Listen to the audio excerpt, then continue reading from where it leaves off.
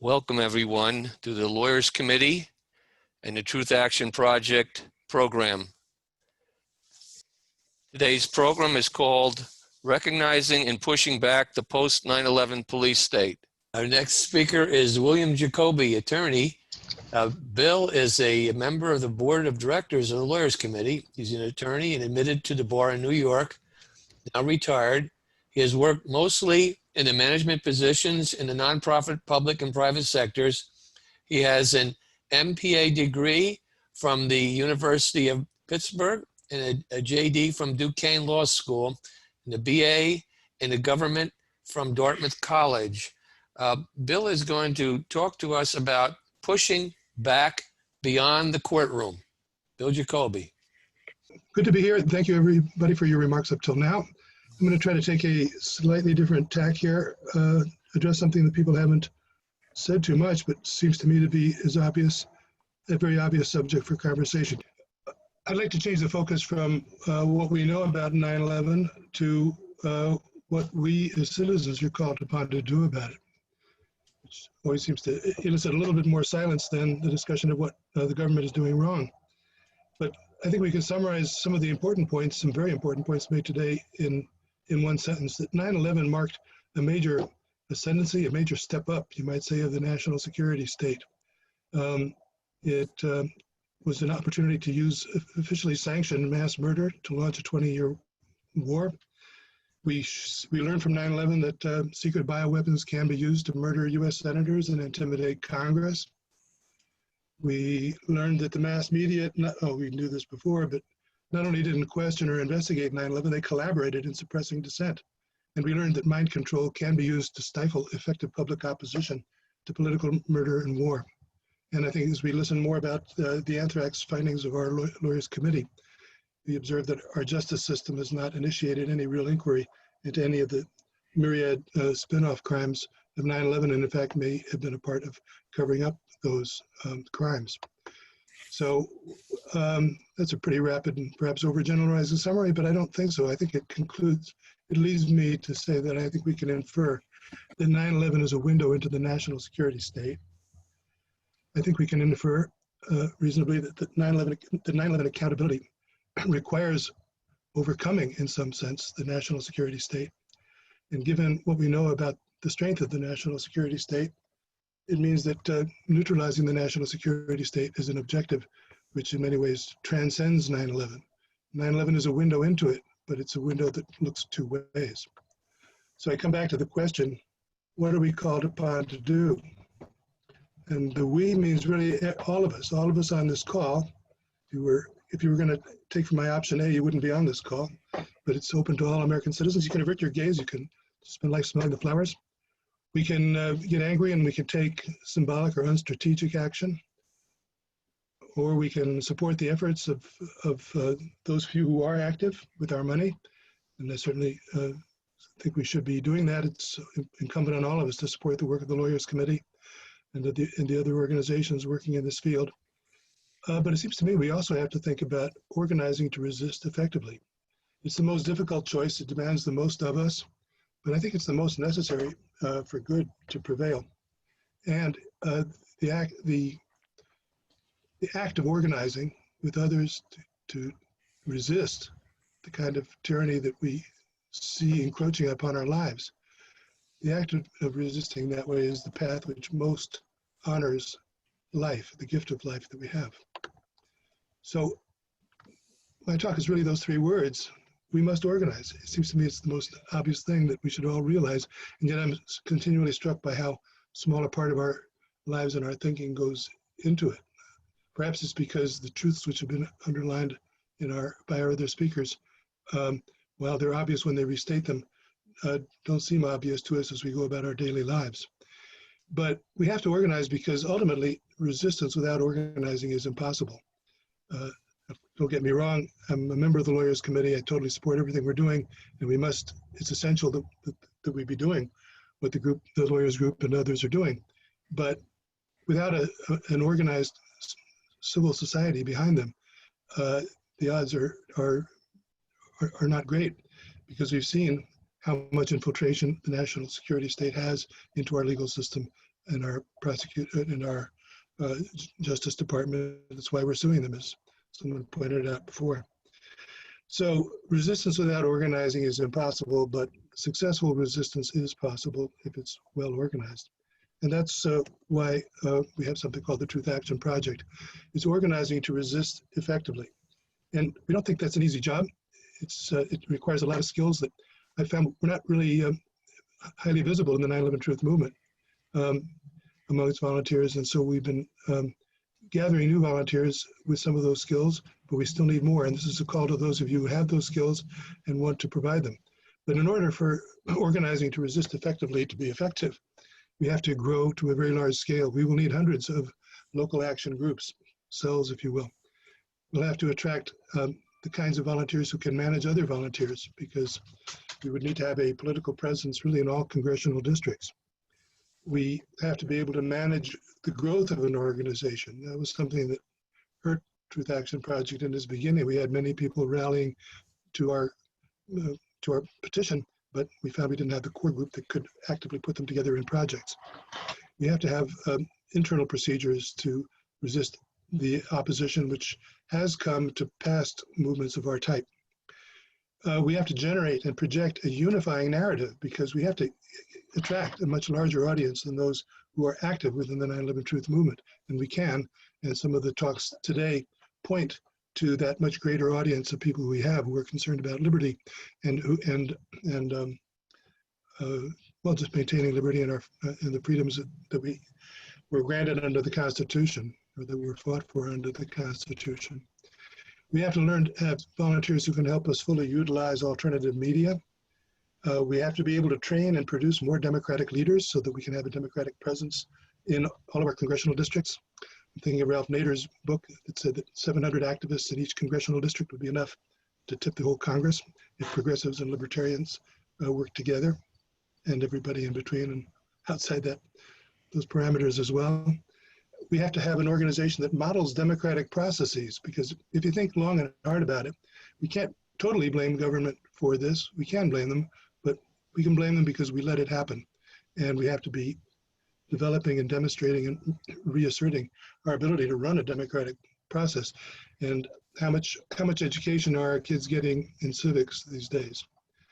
So in order to fully build the kind of culture that will support a culture of truth, we have to contribute in many ways to a renewal of integrity in other civil institutions.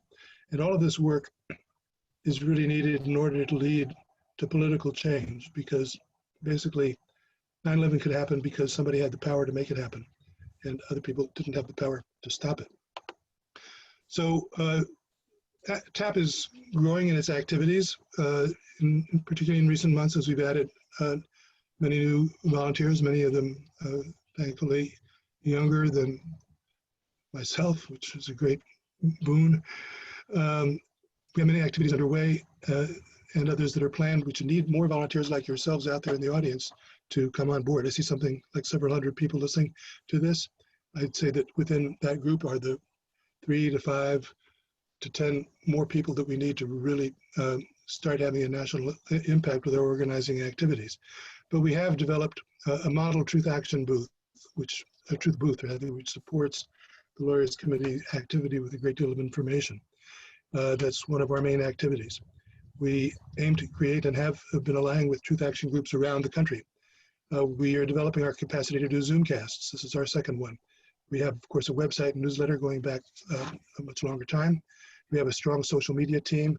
We have dedicated volunteers willing to contribute videos and memes to our outreach efforts.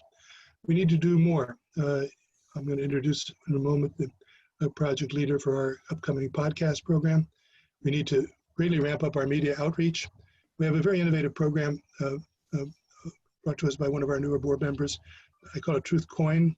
It's, I don't call it, we call it that. It's an innovative way of doing grassroots organizing via blockchain technology. It's a good fallback in the event that any serious suppression would occur, which would occur if we were at a larger scale.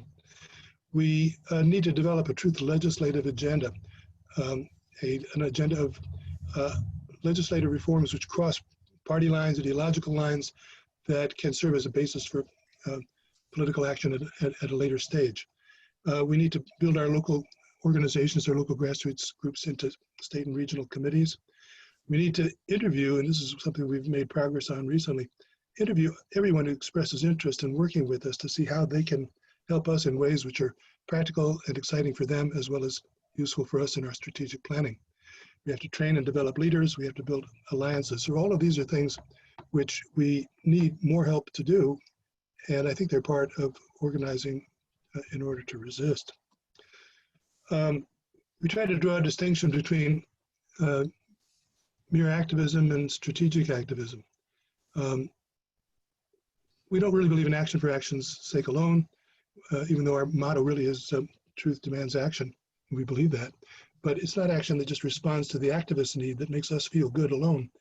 That can invite predictable failure. It can waste valuable time and resources. Rather, what we support is strategic activism. We have a strategic plan. We need to continually update, revise, and improve upon it. But strategy is, I think most of us know, involves selecting the best course of action from among alternative courses of action, which is the course most likely to achieve your goal. It takes time to identify each of its obstacles. It includes the development of sub-strategies to overcome every obstacle. And I think from what you've heard earlier today, and from your own knowledge, you can tell that the more successful this movement becomes, more opposition it will face from its adversaries. As far as learning how to organize, of course, our country offers exciting, important examples. The revolution itself was an act of grassroots organizing. Ethan Allen and the Green Mountain Boys were my favorite example of local organizing, of grassroots organizing. The labor movement, the civil rights movement. But it turns out that I think that the biggest experts on grassroots political movements in the US today is the national security state itself. They've been really interested in grassroots political movements. They've been studying Vietnam up the wazoo. They've been studying everything. And what have they learned from it? They've learned that they think that they've been able to control it through manufacturing fear, fomenting division, and inculcating a sense of helplessness. But they haven't always succeeded. They really did not succeed in Vietnam, sad to say, or not. And therefore, for all our resources that have been put into this, they haven't necessarily proven that with all their Rand companies, corporate creation studies, that they've learned how to stifle real organizing. The problem, the burden is that we in the movement have not taken the time to study what organizing itself means. So if that weren't enough of a difficult challenge to overcome, some of us foresee that hard times are coming. The financial situation we're in right now, aggravated by the pandemic, may make it harder to raise money, to attract volunteers. People will have to spend more time thinking about earning a livelihood and coping with things. This makes it even more of a challenge for us to talk about organizing to resist. Is the pandemic a cover story for our failed economic leadership? I'll let us debate that for a while. But one thing we know is there seem to be forces pushing for chaos. And when we see chaos, we as human beings resist this, and we want law and order, and law and order sometimes comes with tyranny attached to it. We don't want that. That's not what America is about. So if we don't want it, let's get our act together. Let's contribute our ideas, our energy, and our time to thinking about and joining in it in a pilot effort to build communities of truth, to resist and to survive planned chaos and tyranny. Support all the other truth organizations. I also think, though, that if we want to resist to combat the kinds of forces that made 9/11 possible, we need to get serious about building a grassroots organization, and that means every one of you has something to contribute to that effort. I'd like to turn this mic over for our last person, one of our new younger board members, Morgan Nolan, who has been, I want him to come on because he's brought in the kind of new enthusiasm that he and several others of our new board members have brought into this movement. and he's the leader for our communications team. And just like for him to talk to you more about what you can do in TAP. There are many more opportunities, and perhaps what you can most contribute to TAP is something we haven't even identified. So we are definitely looking for ideas and leaders. You can join us by going to our website at 911truthaction.tap.org. Morgan, you there? I am. Can everybody hear me? Okay. Awesome. Go for it, Morgan. Well, yeah, I'm Morgan Nolan, and I am currently chairing the communications department, as we call it right now. Anyway, everything that Bill is talking sort of makes me think of the old television show Captain Kangaroo. If anyone's like me, they remember a show where it's showcasing different people doing different things. One person is flying a kite, one person is riding a bike, one person's writing a letter, a million different things that we're doing. So I sort of see that as all of the things that the 9/11 Truth activism part of the movement is doing, what people are into, whether it's writing articles, posting memes on social media, producing music videos, a podcast, organizing protests, standing on the street with pamphlets, painting pictures, staging plays, whatever it is that you think should be a message. Well, we want your input here at 9/11 Truth Action Project. We want to know what you think. How do we reach people? What are your ideas? How, what's a good activist idea? Do you have any cool ideas? We want to promote you, and we want to get more and more things going on in the world of 9/11 Truth activism to get the word out there, to build our numbers. So if you're interested in anything creative, making a message, writing an article, or interested in trying to help us get it out there, say on social media, or finding new markets where we can reach people, come on in. There's a sign up that's been posted several times, both the Lawyers Committee sign up and also 9/11 Truth Action Project sign up, where you can go check what boxes you're interested in, whether this or that, and you can sign up for friendly media, and you can also sign up to help us with the podcast. And I'm going to post that actually right now, so you'll see it coming in right now. There it is. The latest comment on the chat, and the other thing that I'm doing is the podcast, which also ties everything that I think about the podcast. Bill has been sort of right there thinking it with me, and so I'm pretty excited about it. Anyway, the 9/11 Truth Action Project podcast is a show entirely dedicated to the TAP motto, Truth Demands Action. We want the podcast to build the excitement and the confidence needed to inspire action in the hearts of inactive truth people, people that are new to the truth, people that have done a lot of research but haven't done anything yet. So we want to invigorate them by showing them examples of people that are already doing something. And the podcast is definitely for established speakers, but really also, and even more so, for the everyday truth advocate out there. You guys in the audience, all of you, so what we're looking to do is get you on there. Honestly, the movement's for everyone. It's for everyday truth advocates. What's your idea? What do you want to do? Another part of the podcast is along the lines of culture, with which Bill Jacoby talked about. I'm just going to quote someone that used to work directly with 9/11 Truth Action Project, Sander Hicks, and he made some comments at the Architects and Engineers Justice in Focus conference in 2016, and he spoke on the importance of culture in successful movements of the past. And I agree utterly wholeheartedly. Our culture is completely not allowed to be. Mainstream society ostracizes us and gives us no quarter. So public opinion is informed and strengthened through a journalistic process when the press is free, right? But since the press isn't free on the discussion of 9/11 truth, we all end up fighting over who's right, and then we fight over whose message gets to be the one that gets to the the public, who gets promoted, who doesn't, and the podcast seeks to take the fight out of our disagreements and our sort of factions and different camps in 9/11 truth. Let's take the fight out of our disagreements and instead exemplify positive, proactive, academically rigored seminar. Let's discuss our differences positively.